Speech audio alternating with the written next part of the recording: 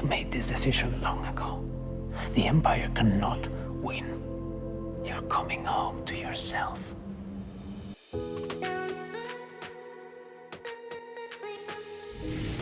Hello and welcome back to another We Ourselves video.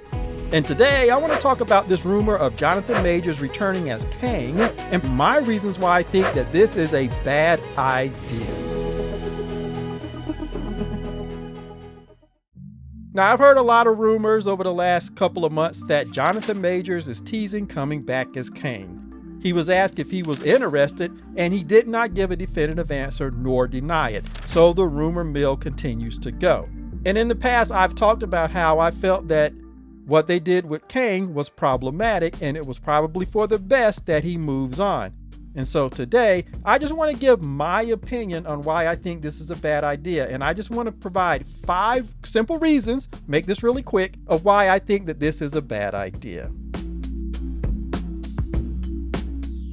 Number 1, returning to Marvel Studios, in my opinion, is an admission of defeat by Jonathan Majors, particularly how the studio treated him. We all know the stories. We know what happened to him. We saw how he was railroaded. But he only ended up with a misdemeanor charge, and he had to do like anger management. Why? I don't know, because we saw that man demonstrate de-escalation techniques that entire evening. We saw it on video, and they had witness testimony. And you had his own actions, where he deliberately removed himself from the situation, communicated remotely with his former girlfriend, and even allowed her to keep his credit card so she could charge a room and charge a flight home. And he texted to make sure that she had already moved out before he came home. Every step of the way, we saw this man demonstrate de-escalation techniques, yet he was still charged with a misdemeanor. And then Marvel kicked him when he was down and got rid of him, even though we all know examples of white male actors who have done much worse. And in one case, they came to Marvel and said, "You can get rid of me," and they said no. So for me, reason number 1 that this is a bad idea is because you're admitting defeat and you're coming back to a company that kicked you when you were down. Reason number 2, race swapping in Hollywood, particularly race swapping a white character for a black character, introduces all kind of problematic stereotypes and negative visuals into the material. Again, I've done video after video on how Hollywood, when they do this, they do not take the time to make sure that there are not any problematic tropes or stereotypes now that you put a black character in a role that was never written for a black character. Not only does Hollywood not take the time to make sure that they haven't created, unintentional or not, problematic visuals, but in many cases they double down and actually introduce, problematic stereotypes and tropes into their story. And I've done videos talking about the series, the Silo series, how they race swapped characters and they introduced problematic stereotypes, and then they doubled down and added more. They did the same thing with the highly expensive Foundation series. They race swapped and gender swapped characters, and then they introduced highly problematic visuals and scenarios into the material. And in previous videos, I stated that I felt the same thing was done with Kang the Conqueror. Not the least of which is you're taking this highly intelligent man, you're saying that they are naturally, almost genetically predisposed towards violence, and when they fight amongst each other, they are so violent that they threaten the entire multiverse, so you have to delete them all and then create a police force to monitor and make sure they don't rise up again. That's some really negative visuals that you introduced by making Kang a black man and having Jonathan Majors play him.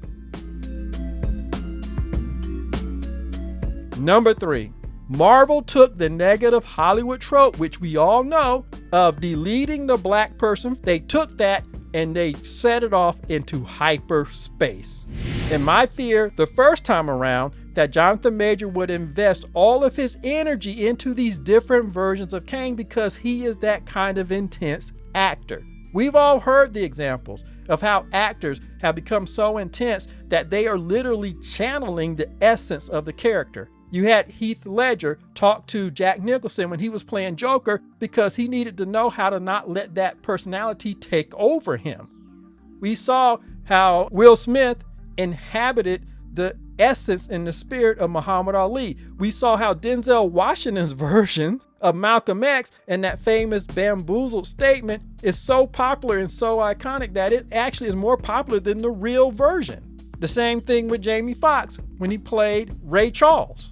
So we know, particularly black actors, male and female, they are so good that they invoke the presence, they invoke the essence of these characters, i.e. Chadwick Boseman with T'Challa, who stayed in character in between takes. Then they established that presence, that aura, that character.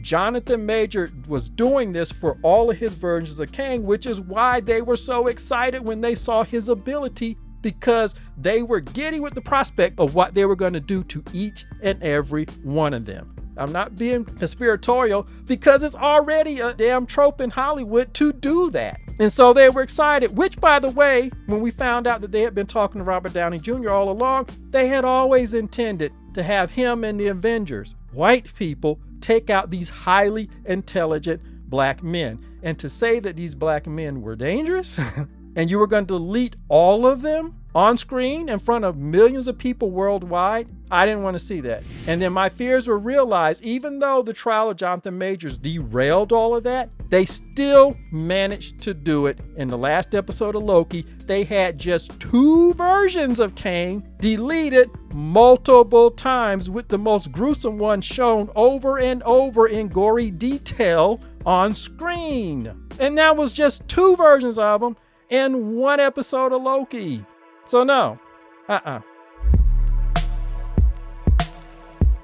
Reason number 4, and it's closely related to the last reason. Jonathan Major should not reprise his character of Kang for the simple fact that they had always planned for Robert Downey Jr.'s Doom to be the one to finally take them all out and delete them from the timeline. Once again, the white male and the white characters, the Avengers, all of them are going to be deleting this intelligent black man over and over from the timeline.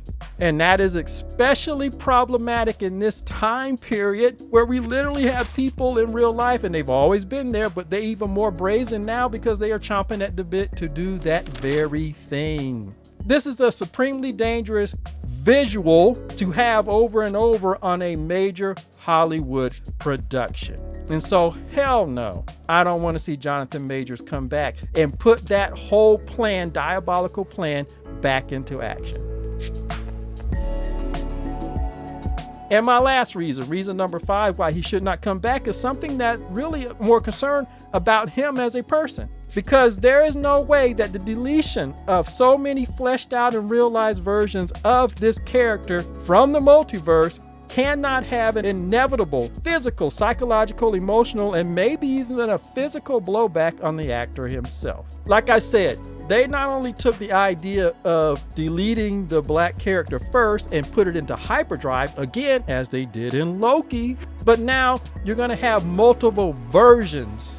And I just want to say, can you think of anybody else, any other actor who has invested that much energy and talent and time into developing multiple versions of a character just to have them all deleted? Now, I know some of you are going to immediately say Deadpool, but let's be honest. First of all, those were different versions of Deadpool, yes, but they weren't the same actor. Some of those people under the mask were clearly different people, and including one of them was his wife. So Ryan Reynolds was not investing immense amount of energy to bring these different characters to life. Plus, you just saw him in this group thing. Yeah, you knew him from sight, what they were from the comic books, but he didn't personally invest his energy, his talent into each one of those representations. Jonathan Majors was going to do that. And I can't think of anybody else. Some of you might, but I can't think of anybody else. Some other examples of a character being deleted over and over: Tom Cruise from Edge of Tomorrow, his character of Major William Cage. The granddaddy of all these types of things is Groundhog Day, and the Bill Murray playing Phil Connor's character was deleted over and over again. And for a deep cut, you could do Richard Dean Anderson as Colonel Jack O'Neill in the SG-1 TV show. They had a Groundhog Day type of episode, and so did Supernatural, with Dean, the character of Dean, played by Jensen Ackles, who is now of The Boys fame. But in all of those cases, these white male characters who were deleted over and over again, it was about character growth. Each time they came back, they learned something new. They developed new skills. They grew as a person. Their personality improved. So at the end of this sci-fi fantasy version of reincarnation, they were a better person. But that is not the case with Jonathan Majors. When it comes to his character of Kang, who's now been race swapped as a black man, the purpose is to delete each one of these hyper intelligent, very advanced, but highly dangerous, because you know these particularly smart men, they are genetically predisposed to be villains and horrible monsters. You got to get rid of them and then create a police force to monitor and make sure they don't come back. That is why this is highly problematic. Because again, in this day and age, that is the last thing that we want a major studio to do. And that's the last thing that I think Jonathan Majors should do, because there's no way that he is going to escape the consequences personally, and neither can we as black men in America. I think they are trying to do this precisely because of that, and that could be detrimental to us as a group of people. Again, as NAACP report, and as we see happening in the news, people are deliberately promoting negative tropes and stereotypes about us to justify doing whatever they want to do. But anyway, those are my 5 reasons why Jonathan Majors should not come back as Kang. It is a bad idea to reprise that role. All of these reasons, as far as I'm concerned, are highly problematic, particularly right now in the day and age in which we live. But that's just my opinion. You can let me know what you think in the comments. And as always, please hit the like button and subscribe if you haven't, and share the video. And I will see you the next time. The sleeper has awakened!